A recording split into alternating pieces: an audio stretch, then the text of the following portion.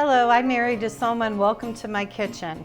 Today we're going to make butternut squash kale lasagna. I absolutely love this recipe. Our family typically eats regular Italian lasagna with either a meat sauce or a marinara sauce, but this one is made with a beautiful bechamel sauce. It has just a hint of nutmeg in there and it's just a nice change. Plus this recipe is vegetarian, so I was really surprised to learn all of the nutritional benefits of kale. It is so loaded with so many vitamins, and I was really impressed with how much potassium is in kale. Kale has a bit of a woody taste to it, a very organic tasting. The butternut squash actually has a little bit of a nutty flavor, and altogether it's really, really special. So to start off this recipe, you need to drain the excess liquid out of the ricotta. So I've put a pound of ricotta cheese into a sieve, resting on a plate, and it's been resting like this for 30 minutes. So this way it'll be ready when that step happens. So here is our butternut squash. Make sure if it has a label on it to scrub that off, otherwise it's going to get stuck in your peeler. And you want to take a 1/2 inch off the top and a 1/2 inch off the bottom. Okay, now you're ready to peel. I tried doing this with a paring knife and it's just so much easier with a peeler. Squashes are amazing. In Australia, they're actually called a pumpkin. They really hold up in the refrigerator for about 2 or 3 months. It's kind of nice to have a vegetable that has a long shelf life. We're going to peel this, then we're going to split it in half, and we're going to scoop out all the seeds. You want to use about a 2-pound squash. If it's a little bigger, don't worry. There's plenty of room in the lasagna for a little extra. So now we're going to cut this long ways. Be careful with the knife when you're cutting a squash because they're a little bit tricky. I didn't get it perfectly cut in half, but we're going to work with this. So now we're going to use a spoon and we're going to scoop out those seeds. Okay, pretty good. So now we're ready to cut our squash. So we're just going to slice it down the middle. Now it gets easier. So now we're just going to cut it in slices.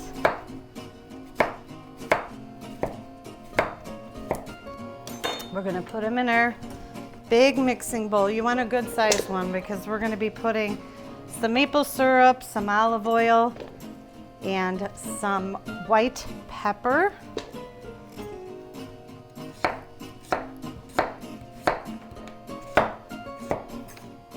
Make sure to get all your seeds out. I know this is a really interesting combination, the olive oil and the maple syrup, but it works. So you can put some olive oil, some maple syrup,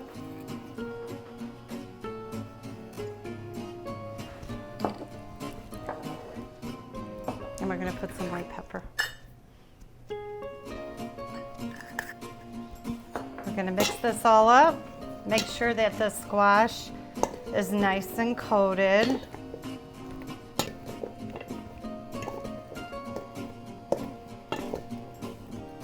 I think I'm going to add a little bit more.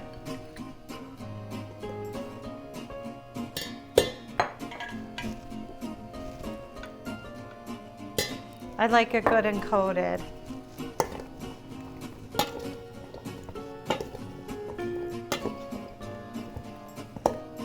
Now we're going to get ready. We're going to put it in the oven. We're going to split the squash onto 2 baking sheets lined with foil. Don't forget to put a little salt in the mixture. Okay, now we're going to split the squash mixture between 2 foil-lined baking sheets. You'll want to make sure that you evenly spread these out so they cook evenly. Okay, they're ready to go in the oven.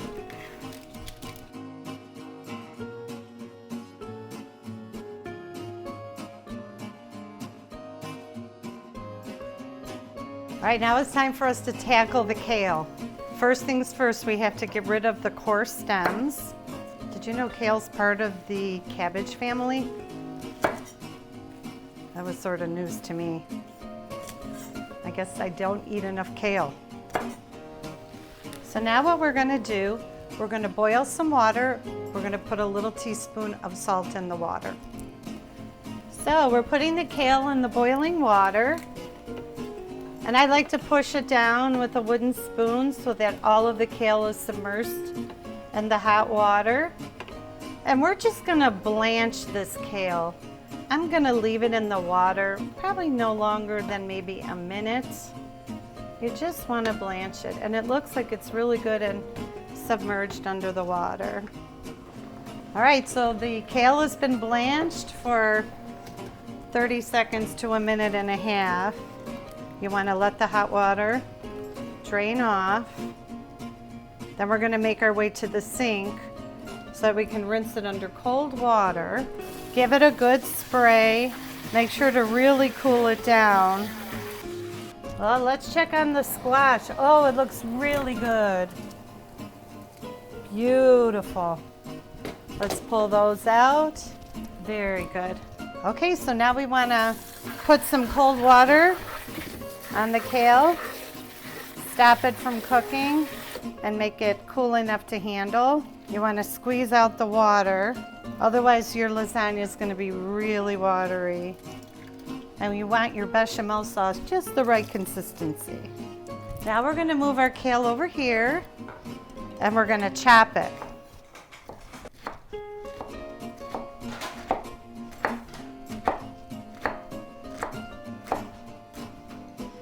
We're going to put the kale in a bowl. Let's add some olive oil and some crushed red pepper.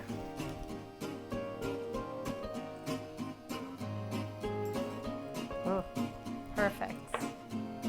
I'm just going to mix it up a little bit. And now we're going to move on to our ricotta. We have to do a little prep first. I'm using sage, but you can use thyme as well.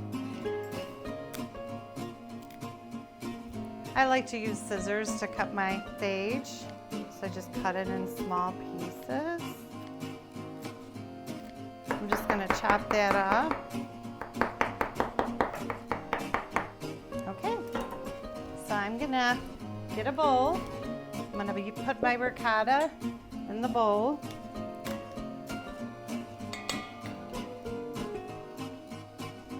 I'm going to add my Italian parsley. I'm going to add some of this sage. I'm going to add a little lemon zest. This is really going to brighten it up. I just use a little bit. I'm going to add a cup of, you can use grated Parmesan. I'm crazy for Romano cheese, so that's what I'm going to use. And then mix it all up. Oh, that looks really good. Now we're ready to make our bechamel sauce. So we start with some butter. We're going to turn the oven on medium. You definitely don't want to waste any of this butter. Let that heat up. You want it to completely melt. Okay, now we're going to add the flour. And we're going to whisk this continuously for 2 minutes. Then we're going to whisk in the half and half and the milk.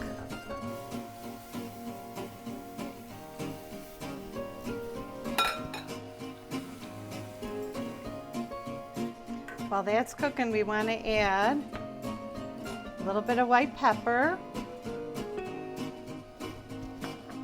a little bit of salt, and this is my favorite part of the bechamel sauce. We're going to put a pinch of nutmeg in there. You want to stir this periodically because you want to make sure that the cream mixture doesn't boil over, and we're going to do this for about 10 minutes on medium heat.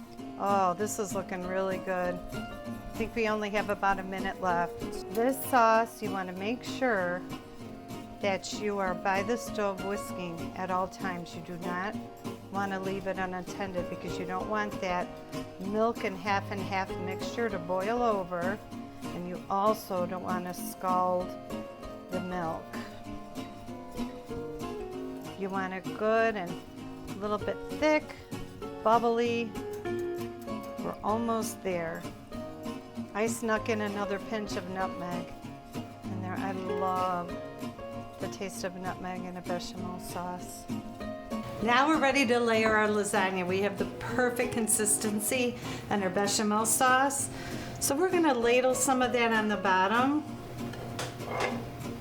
Just coat the bottom of it. Probably about a half a cup. Now we're gonna place our lasagna noodles. I like to use the no-bake lasagna noodles. To me, they're easy and they're wonderful to work with, and they taste good. So it usually takes about 4 noodles. Now we're gonna put the squash, and we're just gonna put an even layer. We're gonna use 1/3 of our roasted squash. Now we're ready for our greens. Put a nice little layer of kale. I love that we have the maple syrup and the nutmeg, but we also have the crushed red pepper and the white pepper in this. Just kind of a nice sweet and savory combination. Okay. Looks beautiful already. So now what we're gonna do is we're gonna put a little bit of ricotta spoonfuls. Now we're gonna put a nice layer of mozzarella cheese, because everything's better with mozzarella cheese. Now we're ready for another layer of bechamel sauce. Give it a good stir. Sometimes a little bit of skin forms on the cream and you just need to stir it up. Okay, now we're going to repeat the process 2 more times.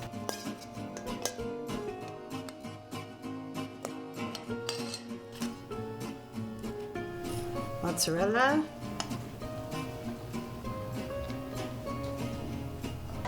Your sauce.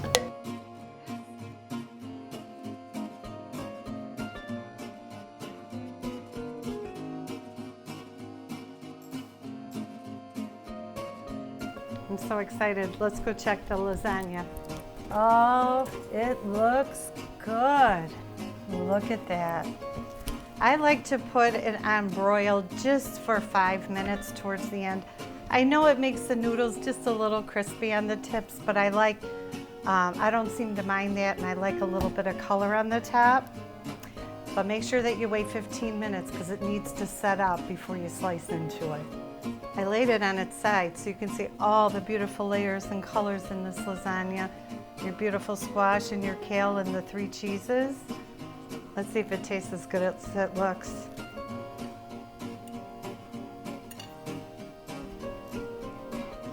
That is so good.